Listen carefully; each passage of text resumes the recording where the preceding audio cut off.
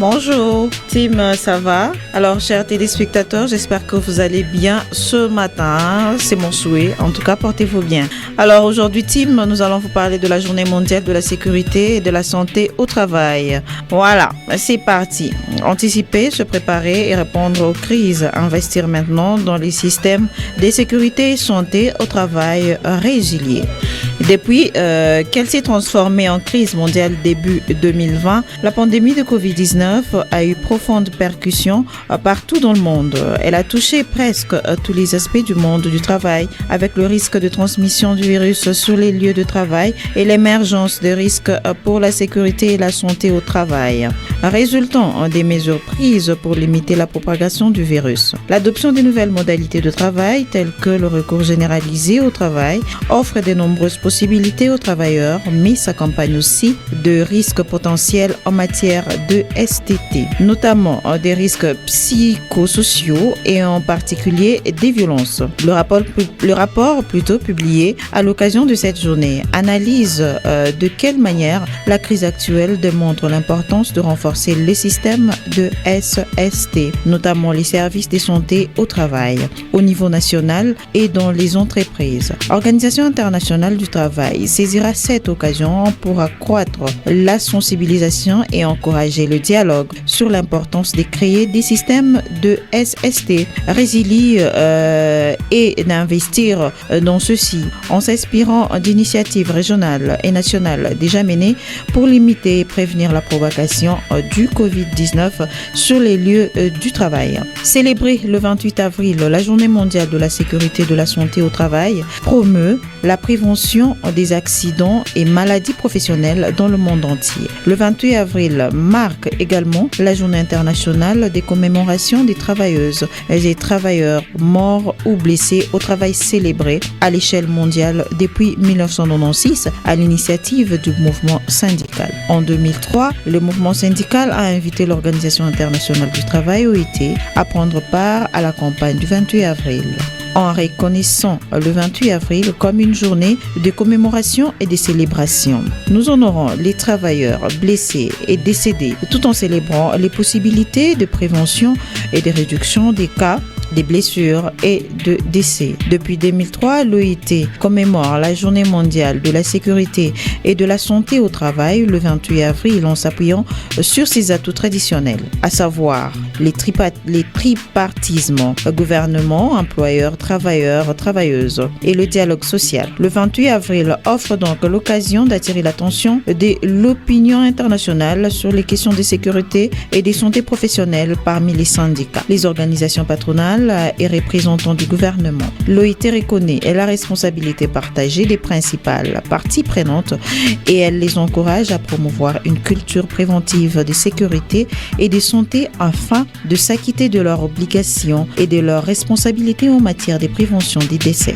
des blessures et des maladies survenant sur les lieux de travail en permettant à leurs employés de rentrer chez eux en toute sécurité lorsque leur journée de travail s'achève. De nombreuses personnes meurent des suites d'accidents du travail ou de maladies professionnelles chaque jour pour un total de plus de 2,78 millions de décès par an. En outre, il y a chaque année quelques 374 millions d'accidents du travail non mortels qui entraînent une absence du travail selon l'Organisation internationale du travail (OIT). Eh bien voilà Tim, voilà un peu en gros les journées que le monde est en train de célébrer aujourd'hui à l'international comme dans le national. Eh bien voilà, chers téléspectateurs, je vous laisse en compagnie de Tim Mukaul et vous ne serez jamais déçus. Bisous, bisous, je vous aime et passez une très bonne journée en compagnie de Wango Morning.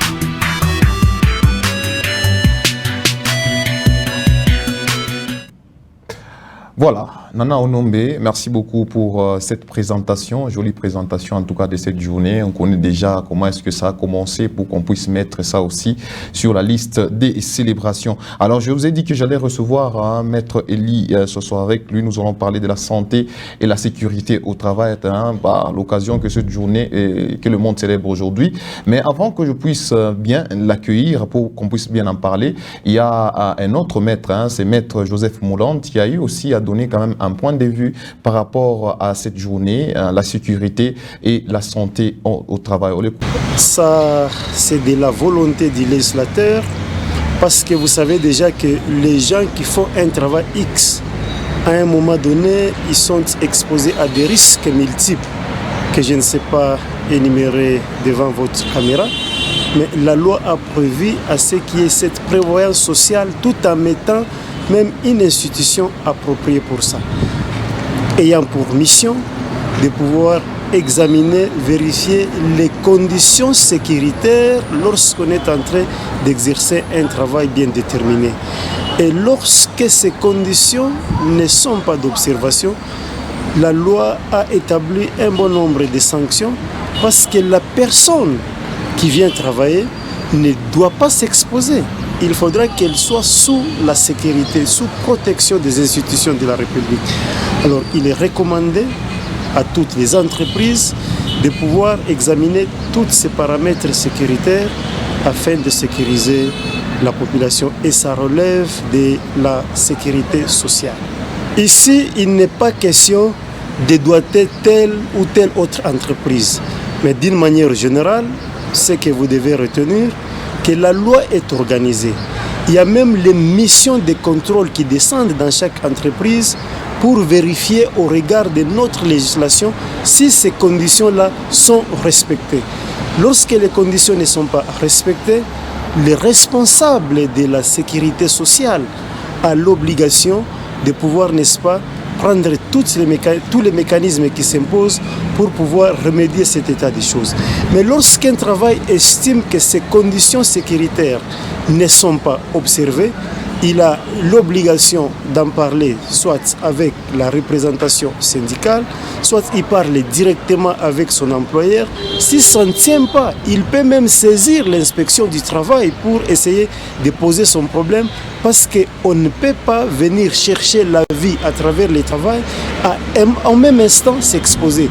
Et si les conditions sont tellement difficiles à supporter, ça peut entraîner même la rupture du contrat. Quelqu'un qui va rompre le contrat faute de l'observation de toutes ces conditions-là, et ça sera comme un licenciement abusif. C'est que vous me soumettez à des conditions inhumaines, vous me soumettez à des conditions qui m'insécurisent pour me pousser à démissionner.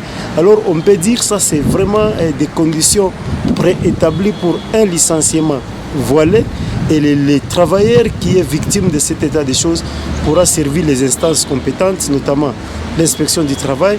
Si ça ne tient pas à ce niveau-là, il pourra saisir même les tribunaux pour que les cours et tribunaux à leur niveau puissent les départager.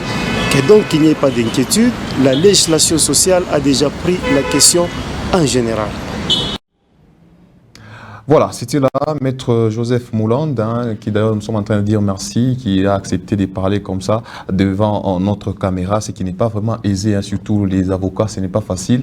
Et moins encore, trouver un avocat et passer avec lui devant la télé, comme ça sera déjà le cas avec Maître Eli Sossoa, que je reçois déjà dans notre rubrique invité. Lui qui est avocat au barreau du Haut-Katanga et aussi du Lualaba. Et il est aussi conseiller juridique à l'Université d'Écologie. Il nous fait vraiment l'honneur d'être avec nous. Maître Eli, bonjour et bienvenue. Bonjour, merci. Vous allez bien, j'espère, le matin ici? Oui, ça va très bien. Ok. Alors, nous sommes en train de parler de ces sujets, la sécurité et la santé au travail, c'est compte tenu de la journée que le monde célèbre aujourd'hui. Déjà, pour commencer, qu'est dit la loi par rapport à la santé et la sécurité au travail? La loi congolaise, bien sûr. Oui, bien entendu. Merci beaucoup de la parole. Je dois d'abord commencer par vous féliciter, parce que c'est pour la première fois que je fous mes pieds ici. Je sens que c'est un gigantesque studio. Je ne sais pas si le terme convient. Un plateau. Voilà. Okay. Alors, je suis très ému. Je ne pouvais pas croire qu'à Colosie, on pouvait trouver des cadres comme ça pour aider la population à connaître, à savoir des choses. Okay. Alors, revenant à votre question, qu'est-ce que la loi dit, la loi congolaise, par rapport à la sécurité et la santé, au travail? Bon, loin de moi ici de faire l'apologie de certaines dispositions qui parlent effectivement de ça, Oui. mais notre population doit savoir exactement que la loi congolaise portant la matière de travail a tout un arsenal de dispositions qui gouvernent justement cette question des sécurités et de la santé au travail. Et là-dedans, vous trouvez par exemple que la loi fait obligation sur le plan de la santé aux employeurs de trouver des cadres bien indiqués pour non seulement traiter de cas qui touchent déjà à la santé du travailleur, mais aussi pour en prévenir. Parce que le travailleur doit exercer sa profession, son travail, dans un milieu qui lui convient et qui est sain sur le plan de la santé. Voilà.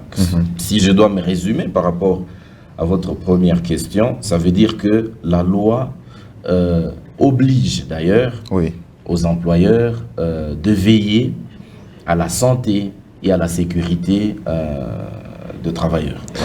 Voilà, Maître Elie, alors cette loi-là, elle est, ou bien ces mesures-là dont vous venez de nous parler, c'est seulement pour les employeurs nationaux qui ont des employés nationaux aussi, ou bien même pour les employeurs internationaux, mais qui ont des employés nationaux? Vous savez, les champs d'application de notre loi qui porte le Code du travail est très élargi. Ça veut dire que la loi ou son application touche tant les expats que les nationaux. Tout expatrié qui arrive ici chez nous pour déployer ses activités dans le domaine de la législation sociale, donc de travail, a obligation d'observer justement les recommandations que nous appelons ici les dispositions légales qui sont trouvables dans le Code du travail. Ça veut dire tout simplement que cette loi est d'application tant aux nationaux qu'aux expatriés qui sont sur le sol congolais en train de déployer les activités dans le cadre de travail. Voilà. Alors, selon votre aperçu, est-ce que l'employeur qui est au Congo, tant nationaux qu'internationaux, arrive à respecter ces mesures-là? Bon, disons que en scientifique, je n'ai pas des statistiques ici pour dire que cette loi est respectée ou pas. Mais selon, si nous devons faire une petite analyse ramassée, en constatant ce qui se passe, ce qui s'est dit, surtout aussi sur les voies des ondes, nous voyons de travailleurs en train de revendiquer beaucoup de droits, y compris ces droits-là qui est lié justement aux conditions de travail. Que donc, tout en soulignant justement que je n'ai pas des statistiques ici avérées pour dire que, bon voilà, on a fait des sondages, on est parti par exemple à l'inspection du travail, on a récolté des données qui nous renseignent que voilà, les conditions ne sont pas respectées, mais au vu de manifestations de certains travailleurs et de réclamations, on a comme l'impression justement que dans une certaine occurrence, les conditions liées à la sécurité et à la santé au travail ne sont pas très observées. Alors, l'employé a le droit d'aller réclamer à ce que l'employeur puisse assurer sa sécurité et sa santé. Vous savez, il a non seulement le droit, et d'ailleurs c'est très important pour l'employeur d'assurer et d'assumer les conditions liées à la santé et à la sécurité de son employé. Pourquoi? Parce que, écoutez, lorsque le travailleur n'est pas en bonne santé, tant physique que mentale, que aussi lié à l'environnement dans lequel il travaille, tant qu'il n'est pas protégé à de risques par rapport au travail qu'il est en train de déployer, Oui. je pense que le premier perdant, en réalité, c'est l'employeur, parce que lui a déjà déboursé assez de moyens, il a déjà investi. Il n'est pas une organisation philanthropique, c'est une organisation voilà, qui vise un intérêt, qui vise Un lucre. un bénéfice. Alors, comment est-ce que vous allez vouloir trouver de bénéfices à travers des gens qui sont censés travailler pour vous, mais en mauvaise situation sur le plan de la santé et de la sécurité? Oui. Ça veut dire que non seulement que c'est un droit pour l'employé que de réclamer les bonnes conditions de travail, Oui. et les bonnes conditions qui le préviennent de risques de maladie ou d'accident. Nous parlons là de la sécurité, je m'excuse, de la sécurité au travail, mais aussi c'est une obligation. Dans le chef de l'employeur, on dit que c'est une obligation d'ailleurs de résultat. Ça veut dire que l'employeur est tenu de mettre l'employé dans de bonnes conditions de travail et l'épargner de risques professionnels. Nous voyons là-dedans de maladies et des accidents liés au déploiement des activités professionnelles. Ok. Alors, dans cette optique-là des réclamations de l'employé, est-ce que l'équipe syndicale a aussi un rôle à jouer? L'équipe syndicale a un rôle très important à jouer, mais il va falloir ici aussi relever une petite observation. Ok. Bon, les gens, beaucoup plus les employés, pensent que les syndicats, c'est leur avocat absolu. Ok. Bon, non, mais les syndicats, c'est en fait une sorte de courroie de transmission des informations, des recommandations, des conseils entre l'employeur et les employés, entre les employés et l'employeur. Ok. Alors, revenons à votre question, nous pensons que justement c'est aussi parmi le point qui doivent rentrer dans le cadre de cheval de bataille de maisons syndicales qui doivent justement réclamer que le travailleur puisse déployer leurs activités dans un environnement qui assure sur le plan de la santé et de la sécurité. Donc, c'est normal que les syndicats prennent cette question à bras le corps. Alors, si vous vous rendez compte que, bon, si un employeur n'arrive pas à respecter cette mesure-là, la loi prévoit quoi comme sanction pour ces derniers? Voilà, les sanctions sont multiples. On peut même aller jusqu'à la fermeture de la société. Ok. Oui, au-delà d'autres sanctions qui rentrent justement dans la conséquence du non-respect de dispositions liées à la sécurité ainsi qu'à la santé de travailleurs. Que donc, l'ultime sanction, c'est aller jusqu'à la fermeture de la société. Ok. Mais entre-temps, comme je vous ai dit ici, que bon, on n'était pas là en train d'énumérer justement les dispositions pertinentes du Code du travail, mais grosso modo, les travailleurs et les employeurs doivent être informés dorénavant que le non-respect de ces dispositions les expose, expose principalement les employeurs à des sanctions très lourdes d'ailleurs qui vont jusque même à la fermeture de la société. Mais aussi il faut relever que le non-respect de conditions ou des mesures de sécurité et de santé au travail dans le chef des employés, ces non-respects-là peut exposer l'employé à un licenciement. Parce que en ce moment-là, on est en train d'exposer sa vie gratuitement, d'exposer sa santé gratuitement, alors que l'employeur aurait déjà mis les conditions qu'il faille pour que vous, en tant que travailleur, puissiez travailler dans de bonnes conditions. Les non-respects de ces normes là-bas peuvent aussi exposer les travailleurs à des sanctions qui peuvent aller aussi jusqu'au licenciement.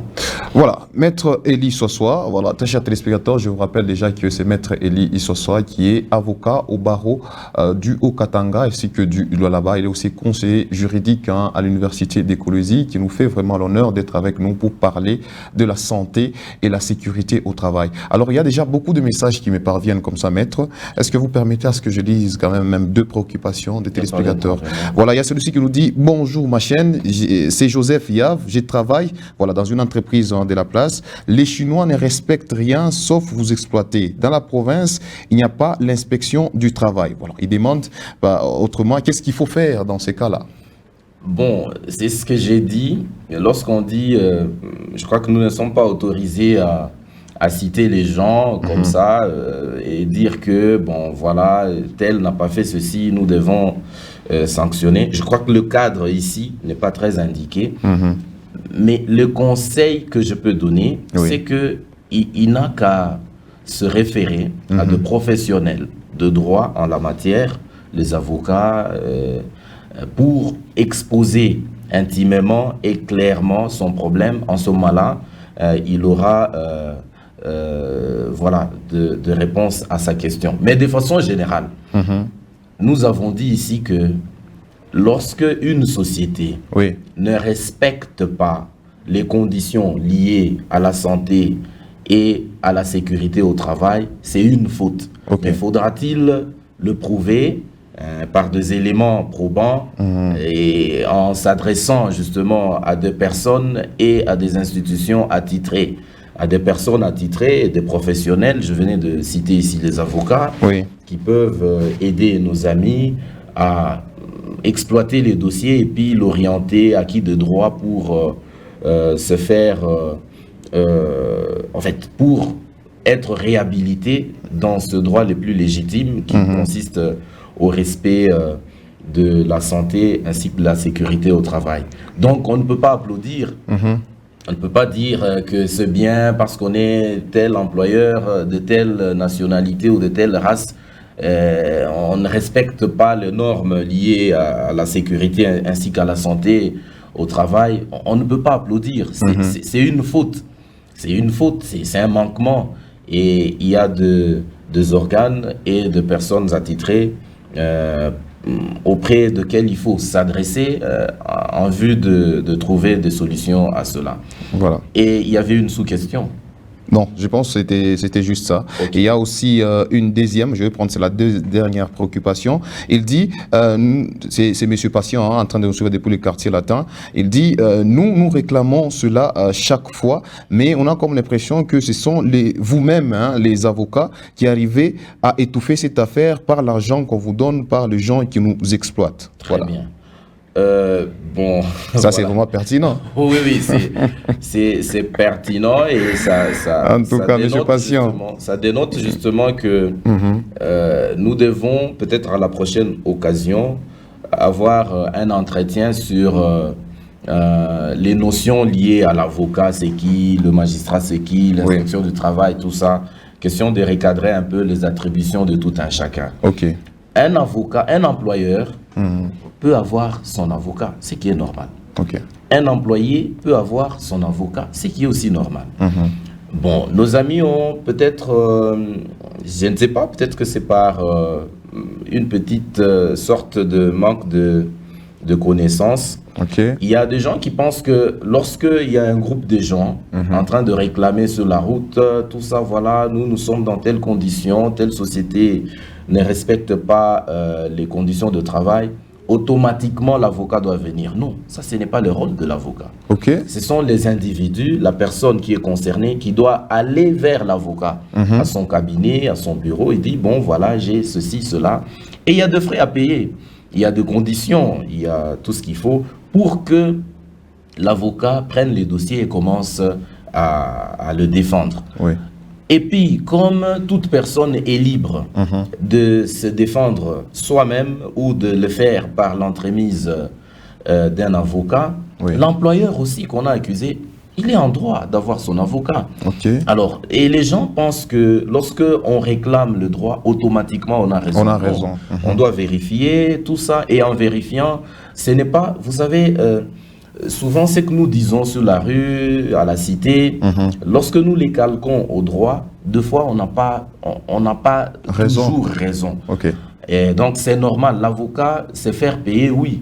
C'est difficile de voir un avocat étouffé. Bon, peut-être que lui appelle ça étouffé. Non, mais il fait ça dans le cadre de son travail.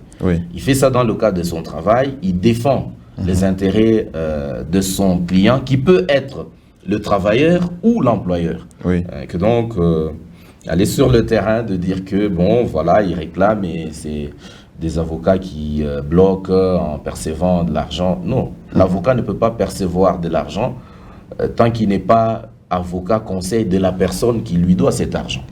Voilà. Mais il y avait une sous-question. On a dit à la première question que voilà, ici, il n'y a pas d'inspection de travail. Bon, je comprends que c'est une façon de nous dire que selon cette personne qui a écrit le message, Monsieur Joseph Yaf, voilà, que nous saluons d'ailleurs, l'inspection ne fait pas son travail. Bon, ça, ce n'est pas le travail de l'avocat. Ça, ce n'est pas le travail de l'avocat, mais nous pensons que le droit doit se défendre. Le droit, c'est pas un cadeau qu'on vous donne, c'est un combat. Lorsque vos droits sont violés, c'est un combat que vous devez mener pour que vous soyez rétablis dans vos droits qui vous sont reconnus sur le plan de la Constitution. Alors, nous sommes en train déjà de chuter avec Maître Elie ce soir. Avec lui, nous parlons de la sécurité et la santé au travail. Donc, très chers employeurs, voilà, vous êtes en train de nous suivre en ce moment. C'est vraiment une obligation d'assurer la sécurité et la santé au travail. C'est la loi congolaise qui le dit comme ça. Donc, chers employés, vous avez le droit de réclamer à ce que votre santé et votre sécurité puissent être garanties par la personne qui vous emploie. C'est vraiment très, très important. Alors, merci beaucoup, Maître Elie, d'avoir accepté en tout cas notre invitation, chose qui n'est pas vraiment aisée de recevoir un avocat comme ça, venir parler devant la caméra. Il y a toujours beaucoup de choses qui entrent en jeu, mais vous êtes venu et on a senti que la matière était vraiment au rendez-vous. Et c'est pas, pour conclure, ça sera quoi votre mot de la fin? Merci, c'est vraiment un honneur, comme je l'ai dit, un privilège. Je vous remercie d'avoir jeté votre dévolu sur notre personne pour venir tenter d'expliquer, d'éclairer la lanterne de notre population au sujet de la santé, de la sécurité au travail. Et comme je l'ai dit, pour l'employeur, c'est une obligation des résultats. Ça veut dire qu'il ne peut pas s'en passer. Il a l'obligation de mettre le travailleur dans de bonnes conditions sur le plan de la santé et de leur sécurité pour prévenir certaines maladies professionnelles et certains accidents au travail. Et pour aussi l'employé, il est tenu de respecter les conditions de santé qui sont à sa portée, et il est en droit de réclamer si jamais ces conditions-là n'étaient pas au rendez-vous. Voilà.